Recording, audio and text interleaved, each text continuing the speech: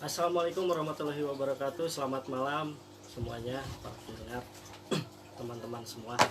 Kali ini saya ketemu sama temen asal dari negeri seberang. Dari mana? Dari Malaysia, Dari Kelantan. Malaysia, Kelantan. Nama Sabar apa? Sabarudin. Sabarudin aja apa? Ya, Bang Sabar Oh, biasa dipanggil Bang Sabar kalau di sini. yang biasa di sini. Udah berapa tahun emang di sini, Bang? Saya- Di Indonesia. Di sini di Indonesia sudah 8 tahun, Bang. Dari 2012. Oh, udah lama juga. Heeh. Dari 2012. Heeh.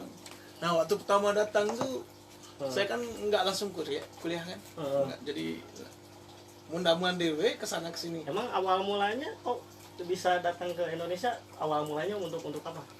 Awal mulanya itu kan saya masuk pondok di Malaysia ya. Mm-hmm. Pondok itu mengamalkan zikir TKN sini.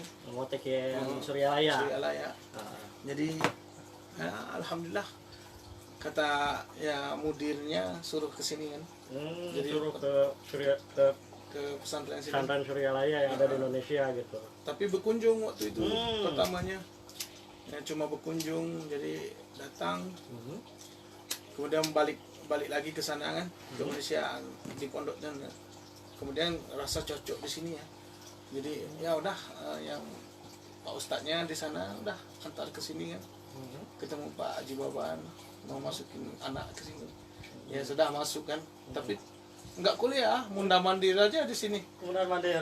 jadi nggak tahu kemana.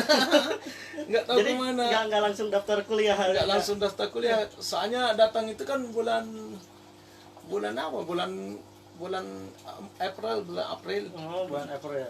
Heeh. Ya kuliah kan bulan September. Ah, Nah akhirnya dimarahin, karena aku pertama kan di belakang di Pak Andun ya, almarhum Pak Andun. Jadi dipanggil Mamoting, sini. Anda itu mau ngapain di sini? Kata Mamoting. Mundar mandir, nggak tahu kemana-mana. Ya bingung juga mau kemana. Gitu kan. Bingung juga mau kemana nih. Ya udah kuliah katanya. Daftar ke kampus. Akhirnya daftar, dibawa sama si Najdi, anaknya Pak Guru Ustaz Zuki kan.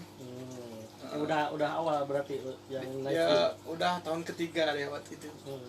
Nah, dibawa lah ke kampus. Hmm. Kenal kampus aja, masuk kuliah tanpa absen. Kok bisa gitu? Ya, jadi ikutan aja dengan orang. Gitu. Mm-mm. Nah, Tapi- terus itu gimana nasib kuliahnya kalau kayak gitu? Nah, setelah September itu baru daftar, baru masuk Oh, balik. baru masuk. Jadi pertama masuk itu masuk ke semester 6. Wah, kok bisa langsung semester 6? Ya, ikutan aja nebeng gitu. Bisa nebeng gitu. Bisa nebeng gitu. Ada setem tapi ada jodoh-jodoh lain nggak boleh masuk gitu kan. Kalau setem seperti maksudnya perkuliahan umum kayak gitu kan, ikut nebeng aja dengan mereka Azikro. Siapa lagi itu yang di dapur dulu tuh, sama Siapa? yang di Bandung itu Hopi, bukan Hopi ya, Tatan. Oh, Tanta. Tatan. Jadi kenal lah. Habis itu aku dulu tuh Bang nggak kayak gini perutnya. Oh gitu. Six pack dulu. Six pack. Nah, terus kira-kira. Nah, jadi kan aku datang itu rambutnya ya potongan belah dua gitu kan. Oh, Nah, biasa orang Malaysia jadi kayak ke Samila. kayak penyanyi Malaysia gitu ya. Jadi ke Samila waktu itu Bang, Eh, ketemu kembaran Siapa? Pak Nana Yosef. Jadi pada yang tapi itu kembaran. Jadi Cuman beda negara beda gitu. negara. Jadi ada itu namanya apa ya, Aililis. Nama Pak Yosef manggilin aku, Pak Yosef. Jadi datang aku kan nggak tahu siapa Pak Yosef kan. Manggil aku mandang Pak Yosef, terus aja dia manggil. Salah orang katanya. Salah orang katanya. Oh, maaf mau cari Pak Yosef. Terus si Najdinya ketawa, yang lihat dari kejauhan ketawa, kamu ngapain? Kemudian duduk di Samila kampus kan. belum kuliah nih bang, Hmm. duduk di Kayak Semila itu, baru ikut-ikut aja ke kampus ikut gitu. ikutan aja gitu, duduk di Semila beneran datang Pak Yosep, Hmm. kok wajah sama ya, wajah sama, ya udah foto bareng di situ, Foto bareng, kenalan mungkin. kenalan ya. Nah dosen pertama di kampus yang saya Oh, kenal udah itu- jadi dosen, Pak Yosep udah jadi dosen. udah dosen dia. Oh, gitu. Dosen pertama yang saya kenal tuh Pak Yosef di situ. Nah, kalau masyarakat yang pertama kenal itu Pak Andun gitu kan, almarhum. Jadi Terus awalnya langsung masuk kuliah yang benar-benar kuliahnya September Septembernya baru di tahun itu juga di tahun masuk di 2012 kuliahnya di mana STIE atau di dakwah gitu kan, masuk dakwah di berarti IAI ya? iya dakwah. Fakultas dakwah. Waktu itu kan prodinya cuma satu, Oh gitu. KPI kan. Hmm. Nah, jadi kuliah lah nih kan. Nah, jadi udah jadi semester 7 Hmm. KKN. Hmm. Nah, dibawa sama dia KKN kuliah. Padahal baru masuk kuliah. Padahal baru masuk kuliah. Diajak Dia beli motor itu, motornya Supra X. Orang pertama, orang Malaysia pertama pakai motor dia. Oh, Jadi pakai motor, aku pun ikutan pakai motor dia, pinjam nih. Kan pulangnya ke belakang. Dipanggil Mama Otin. Mau kuliah malah beli motor. Dimarahin lagi. Buat kali keduanya. Motor Najdi mah, kata mama, udah kamu ini. Jadi pendekatan pertama ke masyarakat itu pengenalannya dengan marah. Ya Jadi alhamdulillah udah banyak dimarah-marahin. udah banyak awal. dimarah-marahin. Jadi alhamdulillah mama juga sekarang percayalah alhamdulillah dengan kita kan. Tapi itu mama benar-benar membina aku waktu dulu Mama Otin itu. Kan bingung mau ngapain ini di sini. Jadi seperti orang goblok aja. Nah, waktu itu kan aku mula-mula ke sini itu kan orang jarang pakai peci kan. Aku malah serban. Pakai sorban. Waktu itu serban. Jadi kayak kiai gitu ya. Ya, jadi aneh pas itu. Buka serban, nggak usah pakai serban. Jadi pakai peci doang. Itu setahun itu nggak lepas peci bang di kepala. Gitu. Oh, Nggak lepas peci. Kalau mandi gimana? Lepas peci. mandi buka peci. Ya mandi juga masih pakai peci. Jadi kemana-mana tuh pakai peci bang waktu itu. Ya, Pokoknya alim lah ya, santai alim. banget lah ya. Santai. Atau alay juga. Dibilang alay. Ya alay waktu itu. Tapi kan nggak tahu kondisi kan. Nah, yang teguran ketiga bang sama masyarakat itu orang yang dekat rumah Pak Haji Adi di atas. Ketika aku lewat makom, aku nggak permisi bang. Gitu. Jadi kan sudah Sonong ada. boy ya? Oh, sonong boy. Langsung dimarahin, ditegur kayak ayam katanya. Jadi pertama itu belajar kan. Oh gitu. Beda Jadi tradisi harus, ya? harus permisi kan. Kalau di Malaysia mah lewat kayak gitu. Jadi bagus di sini tuh. Aduh. Jadi ada adatnya, tata keramahnya kan. Kalau di Malaysia mah kacau. Kalau di Malaysia mah bebas aja Bebas pokoknya aja. mau lewat siapa sewa, pokoknya lewat aja lah. Pokoknya tetanggaan itu pernah terjadi di Malaysia. Tetanggaan itu dinaikin perampok, tapi kayak orang pindah rumah. Jadi kita lihat orang angkat barang kan, TV segala, speaker, kulkas segala masuk truk kan. Ya disangkanya pindah kan, karena nggak kenal. Padahal tetangga samping-sampingan rumahnya nyambung kan, rumah panjang gitu kan.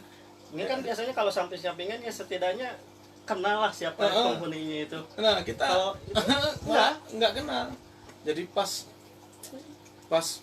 mobil polisi kan, mobil peronda polisi datang, mobil patroli polisi datang dengan tuan rumahnya ada di situ kan, kita baru nanya, kenapa pak? Oh ini ada kecurian katanya, ada perampokan. Loh yang ngangkat tadi itu kecurian rupanya. Masya Allah. Jangan sampai gitulah Indonesia kita mah.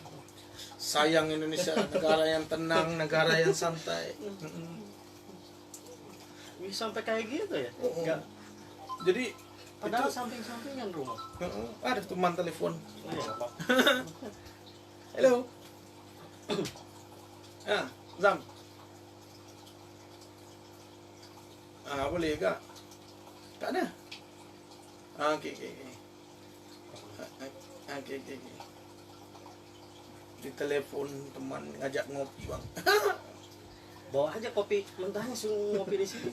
Soalnya enak ambil ngopi sih. Kamu sambil bareng lagi nanti Nih. sama si Acil. Kita baru live ini. Enggak, dia itu ada pacar, dia pulang dari Pak Haji. Pagi mana? Pak Haji Wawan berobat sakit dalam gitulah, Orang mana? orang Cicalung. Wah, dekat. Jadi ceritanya pengen punya istri orang Indonesia. Ya gitulah. Saya pun kalau bisa mau mendapatkan, tapi belum ada kecocokan bang. Oh gitu. Jadi Udah lanjut kalau tadi orang gitu? tua sih siap, udah Oh, siap. gitu? Orang tua siap. Ya gimana pilihan kamu, mama redo. Gitu. Ya asal anak bahagia kan, kata mama saya. Tapi sayanya ngacau di sini. Ayo jangan ngacau-ngacau lah berarti. Bukan, maksudnya bukan ngacau, tapi belum ketemu yang cocok gitu bang. Ya, mudah-mudahan nanti besok. Amin. Kan kemarin udah sempat ada kan. Cuman gak jadi. Ya keburu pulang Belitung lagi. Jauh banget. Tasikmalaya ke Belitung jauh banget. Tapi itu juga kan, dia pun ngerti lah kondisi. Dia kan anak tunggal. Dari orang tuanya itu, orang tuanya sempat bilang gini, Umi gak mau berjauhan dengan adik katanya kan. Ya sudah, kalau nggak mau berjauhan, saya juga nggak bakalan bawa. Sebetulnya sebelum itu juga saya udah ada niat di dalam hati, di sinilah tempat aku kan. Jadi nggak bakalan pindah kemana lagi, mau ganti warga malah. Oh gitu. Saya nekat itu ganti warga. Sampai saya bilang ke abang saya, itu belum kenal dia waktu itu, belum kenal teman yang pacar saya nih. Jadi nekat.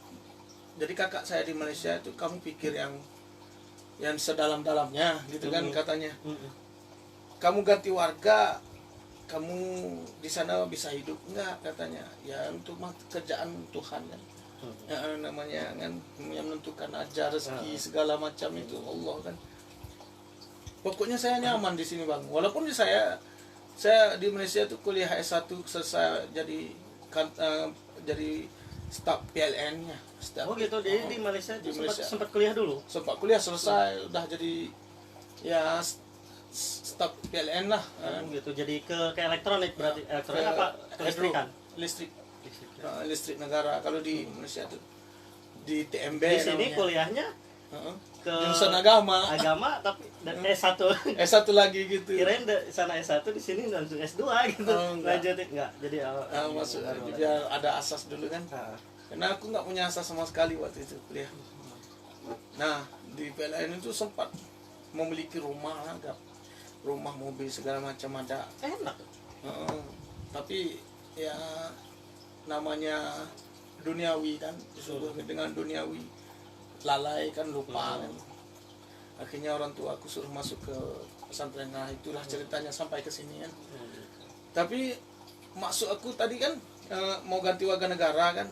Kalau difikirkan niat mencari rezeki untuk kaya raya, untuk hidup senang, dimanapun kalau Allah memberikan rezeki ya tetap ada kan. Iya. Di Indonesia mau di Malaysia kan. Jadi tapi aku tidak memilih untuk ini bang, untuk mencari kekayaan. Jadi tempat kenyamanan aja. Pokoknya di sini ya nyaman, duduk sehari-hari gitu kan. Jadi intinya uang bukan segalanya. Uang gitu. bukan segalanya, benar. Tapi tanpa uang pusing juga, Pusing juga. Malah galau nanti. Galau juga. Gitu. Jadi ya Berarti alhamdulillah lah. kuliah berapa tahun berarti? Kuliah aku Waktu itu 7 tahun. S1 itu berarti? S1 waktu di Malaysia. Enggak, yang waktu di sini?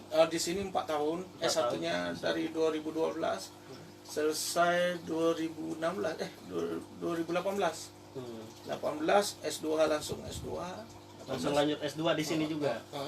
2018. S2-nya ngambil jurusan ilmu tasawuf.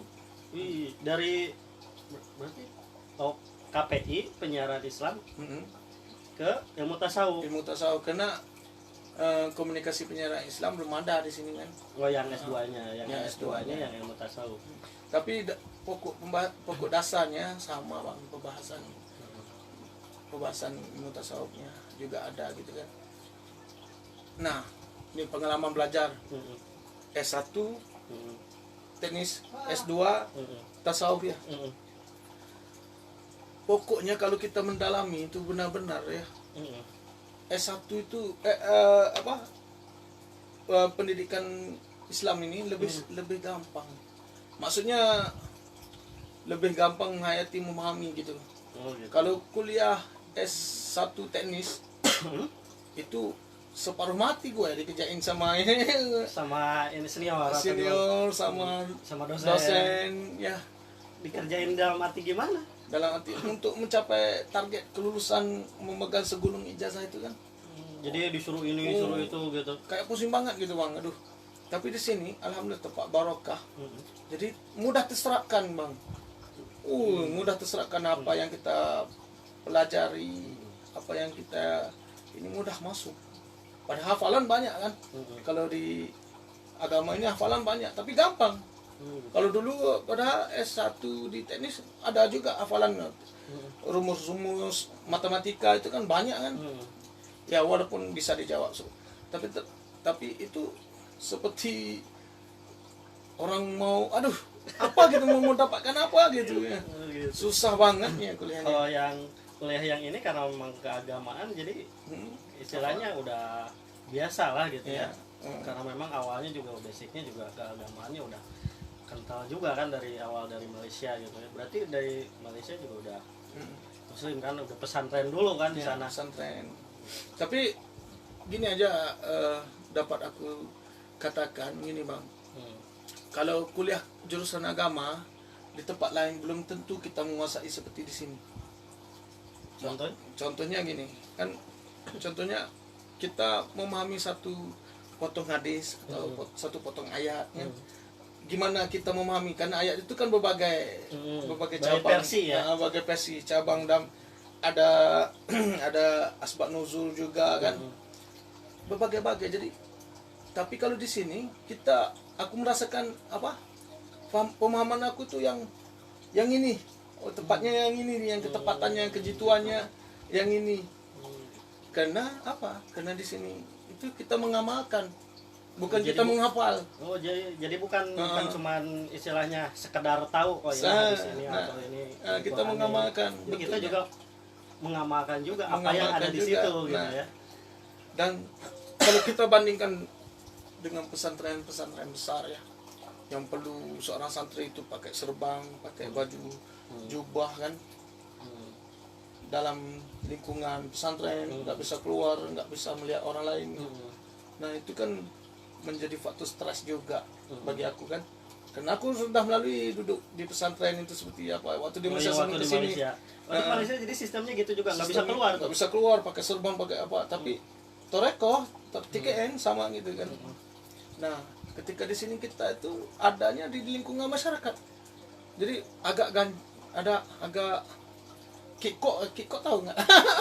Kikuk lah ya, agak kikuk dulu sedikit gitu. Kok ini bebas gini ya? Jadi, ternyata kebebasan itu pelajaran untuk kita gitu, pelajaran. Jadi bukan hanya, jadi harus diterapkan juga, harus dapat dari dunia kuliah gitu kan, sekolah. Jadi kita terapkan juga di masyarakat. Iya, di masyarakat. Harus sama yang kayak gimana gitu kan ya. Salah satu tadi ya tata keramah itu kan. Tata keramah adab lah ya berarti. Itu emang mau kemana waktu lewat ke sana, ke yang di Tegor itu mau kemana emang? Ke Pak Adi belajar. Oh, belajar. Belajar malam di Pak Adi. Ya kan ada ya pemuda duduk di makom itu. Jadi naik. Yang nongkrong lah ya. Nongkrong. Pemuda sih nggak pemuda juga lah. Umuran 40-an gitu lah. Jadi mungkin yang lagi ronda-ronda. Lagi gitu. Ronda-ronda. Wih, kayak ayam aja. Katanya gitu.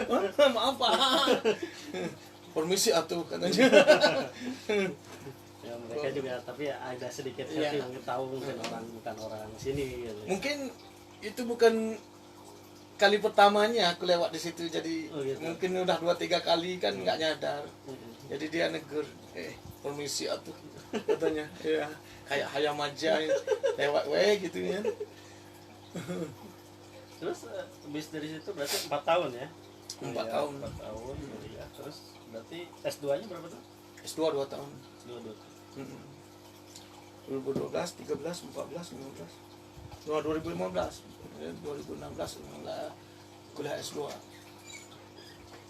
Sekarang perjalanan masuk S3, Bang. Oh, rencanamu S3? Ya. Rencanamu di mana S3? S3-nya di Unpad, Bang. Unpad Bandung berarti. Unpad Bandung. Itu Tapi disuruh udah Pak Haji. Oh, udah sempat ke sana untuk daftar atau gimana? Udah. Kena ya pandemi ini. Kena Pandemi. Oh iya, sekarang pandemi corona. Pandemi corona. Covid. Jadi liburkan dulu gitu kan. Oh, gitu. Lagian juga rencananya awal masuk ke Unpad kapan itu rencana awal? Rencana awalnya bulan 1 kemarin. Ke bulan Januari. Bulan Januari kemarin. Cuma belum ada dosen mentornya 2 orang kan. Belum tanda tangan proposal. Ngambil apa S3 kan? Komunikasi Islam juga. Komunikasi umum. Itulah namanya. Sempat pulang pergi tuh ke Bandung 3 kali 4 kali di Januari itu. Mulainya dari bulan Oktober udah pulang pergi mendapatkan dosen mentor itu kan. Kemudian udah ada kelulusan, minta bayarannya tagihan segini. Telepon dari Malaysia sponsor belum ada. Ya udah, tapi nggak menjadi masalah karena belum ada kan. Ya jalanin aja kuliah kan. Terus datanglah COVID. Datang COVID, ya udah, berarti harus surrender dulu ini, benar-benar nggak diizinkan dulu nih. Gara-gara COVID berhenti dulu S3-nya. S3-nya. Jadi memang berdampak juga berarti. Iya, berdampak. Tapi ngomong-ngomong COVID, emang di Malaysia? Di Malaysia pun banyak kasusnya. Itu dari di Malaysia dari kapan itu kena COVID?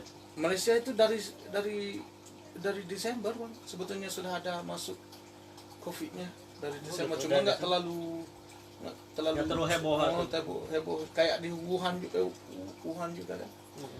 Itu kan dari Desember ya, di ujung Desember.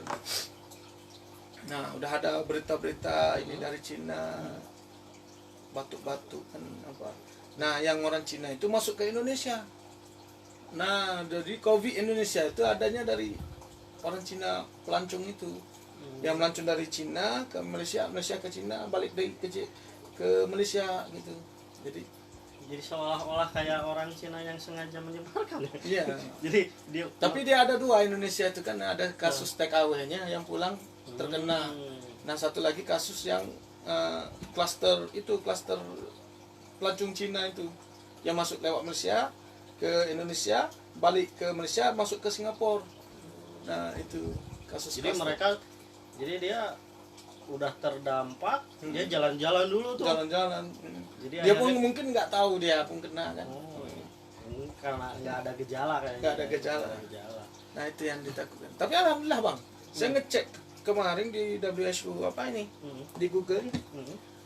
Masuk bulan puasa ini kan ramai yang sembuh, ramai yang sembuh. Kalau kasusnya 2.889.000 kasus di seluruh dunia. 2.880.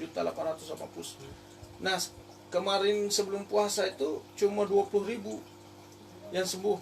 Tapi hari ini dicek udah 986.000 yang sembuh. Nah, yang total yang sembuh paling ramai itu di USA, di Amerika. Nah, totalnya, dan Amerika kan paling banyak nih, hampir 1 juta juga dia. Oh gitu. Yang kenanya dia. Yang kena. Berarti sekarang juga Malaysia masih lagi gencar juga kan COVID? Apa udah ini dapat info nggak dari sana? Dapat. Ini kan ada grup ini KKM namanya, Kementerian Kesehatan Malaysia.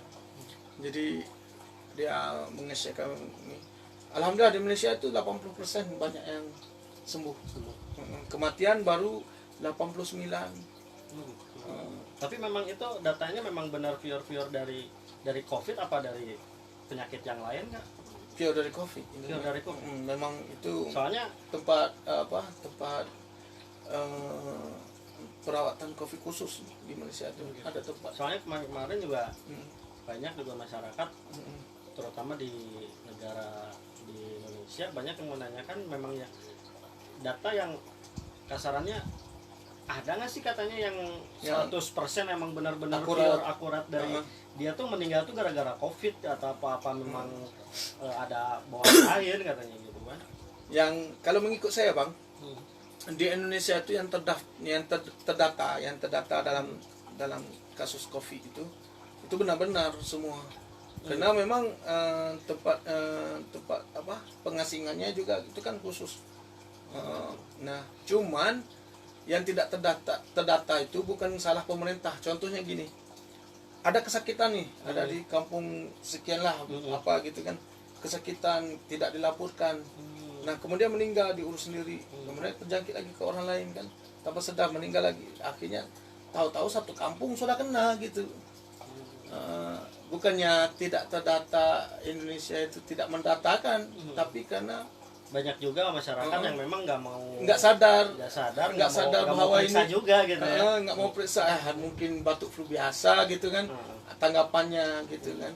Jadi bukan karena Indonesia tidak mendata, bukan, karena kalau nggak mendata nggak mungkin juga ada data-data dari pemerintah dari muncul kan. Jadi mengikut saya itu kan pendapat saya yang saya perhatikan, yang tidak terdata itu karena memang tidak menyangka itu kasus corona, jadi menganggap itu mungkin batuk flu biasa gitu kan. Ya kematian di mana pun mati gitu. Mungkin ya gitu. Tapi setelah kesini Bang, banyak mulai sadar. Jadi ini jangan dianggap remeh kan.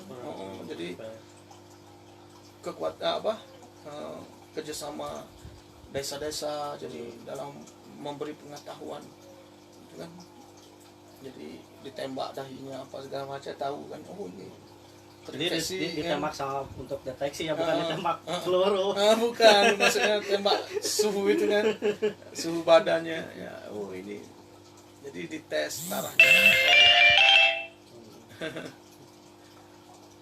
Bang, teman ngajak minum ngopi.